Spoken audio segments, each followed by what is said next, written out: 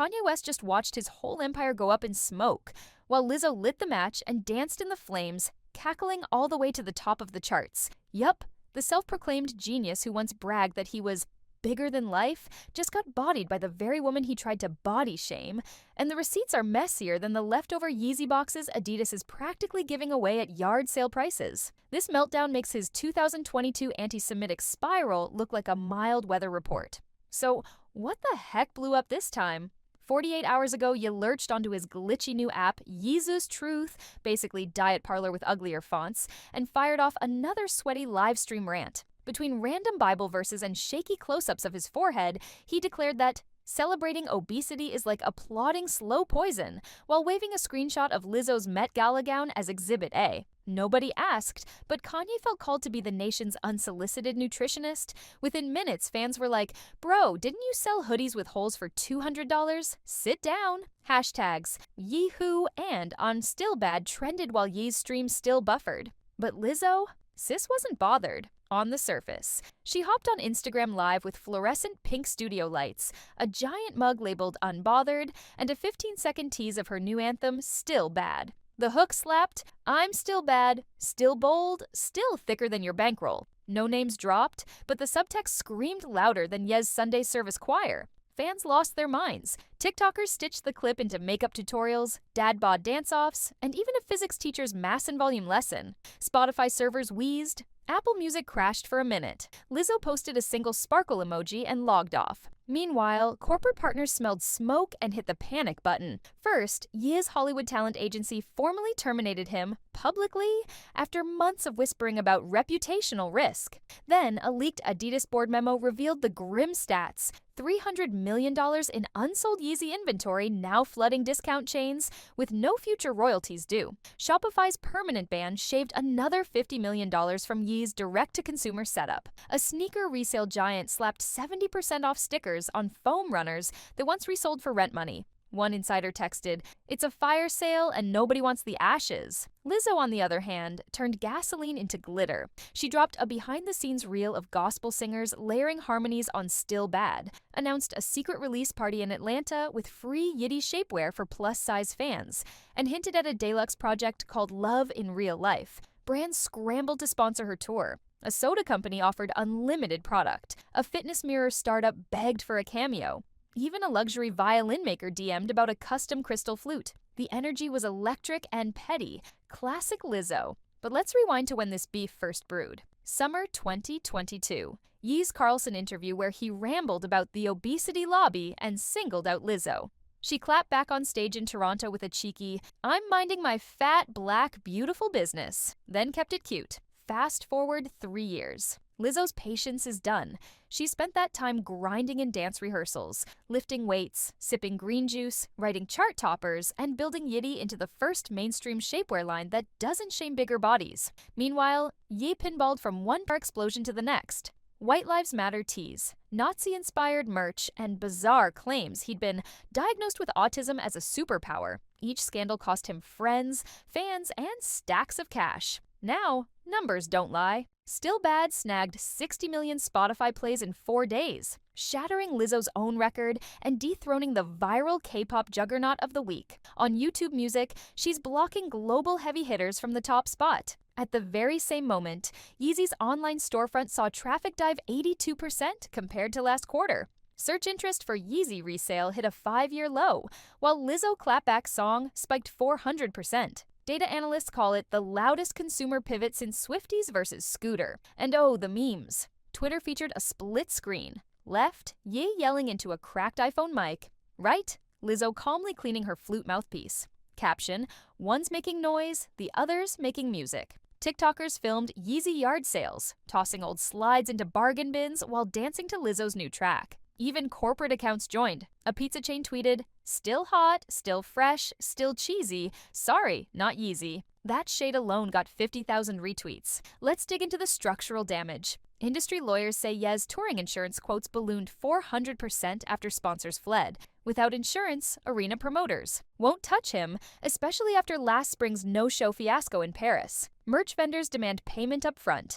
Licensing gatekeepers slipped in Kanye risk clauses. Any hateful outburst triggers instant contract termination. Labels consider those clauses standard now, thanks to him. It's the opposite of leverage. Lizzo's leverage, meanwhile, is glowing. Her documentary deal with a major streamer locked an additional $10 million after producers watched fan engagement numbers skyrocket. An athletic apparel company quietly offered a joint line of plus-size workout gear. Teachers adopted Still Bad lyrics for anti-bullying assemblies. Apple's Today at Apple stores scheduled Flute Loop sessions for kids. Lizzo posted, "Kids deserve melodies, not meltdowns," then blew a crisp high C on her 200-year-old crystal flute. Views, 8 million in 24 hours. Now, let me paint the moment every viewer replays. The mid-video reveal. 12 minutes into the upcoming music video, right after a funk guitar breakdown, Lizzo drops a sample of Kanye's own voice from a 2005 MTV interview. Prejudice is the lowest form of ignorance. She chops it, pitches it,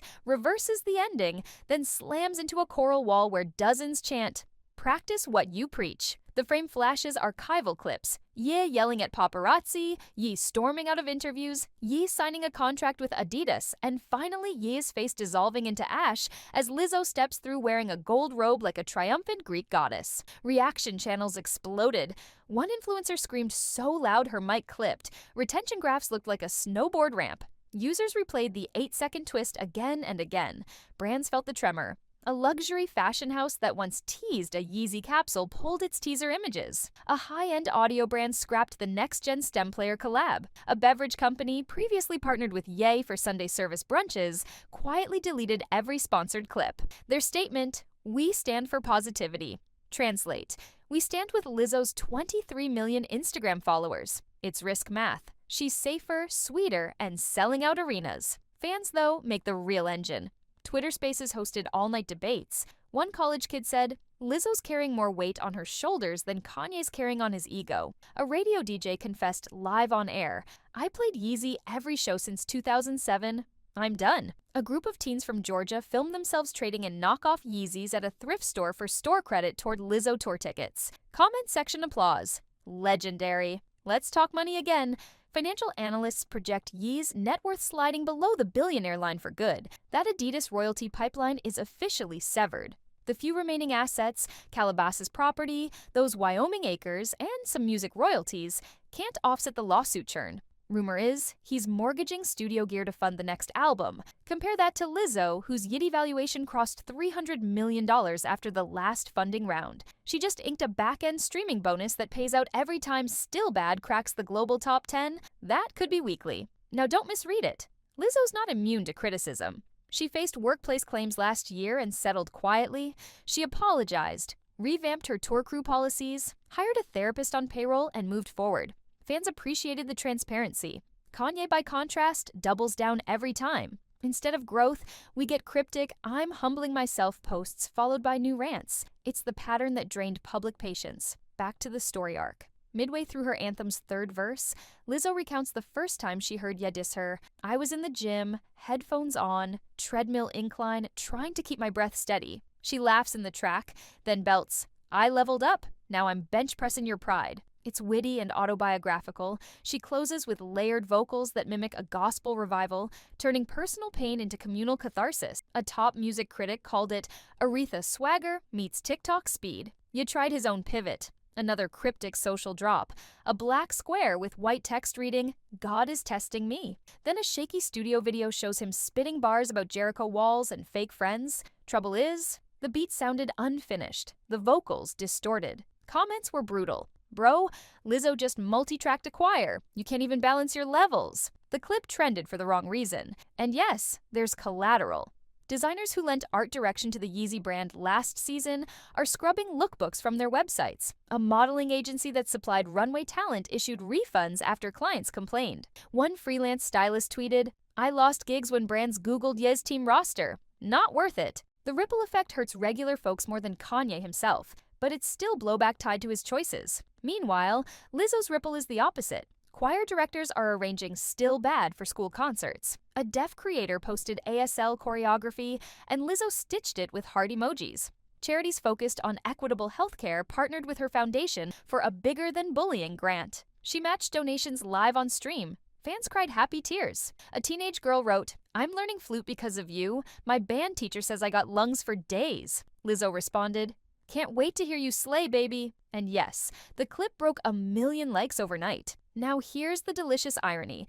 Kanye once said he wanted to shift culture. Guess what? He did, just not in the way he planned. His meltdown became a cautionary tale that galvanized millions to celebrate body diversity even louder. By attacking Lizzo, he boosted the very movement he tried to belittle. That's poetic justice with a key change and a flute trill on top. Let's zoom back to the chart battlefield. On release day, Still Bad dethroned the reigning country crossover, overtook a hot Latin trap remix, and blocked 3 separate drill anthems. Radio programmers couldn't ignore a streaming event that loud, so top 40 rotation locked within 48 hours. By contrast, Kanye's last single, Moses Code, debuted at number 97, then vanished. Even his core fans labeled it unfinished. Billboard's analysis literally read, "West's visibility high, audience trust low." At this point, we approach the final runway of our story.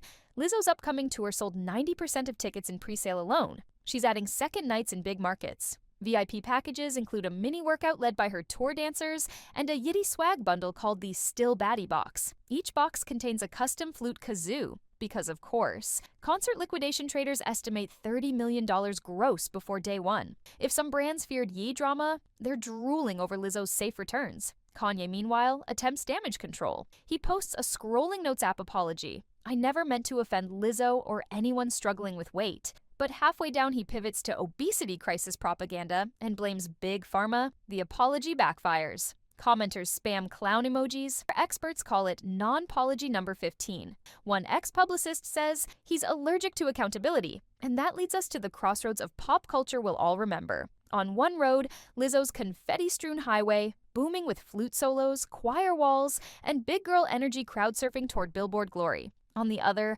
Kanye's cracked pavement of canceled deals, unpaid invoices, and endless live stream lag. Audience wallets have voted, and their streams echo louder than any rant. The fat jokes flopped, the flute trills hit platinum.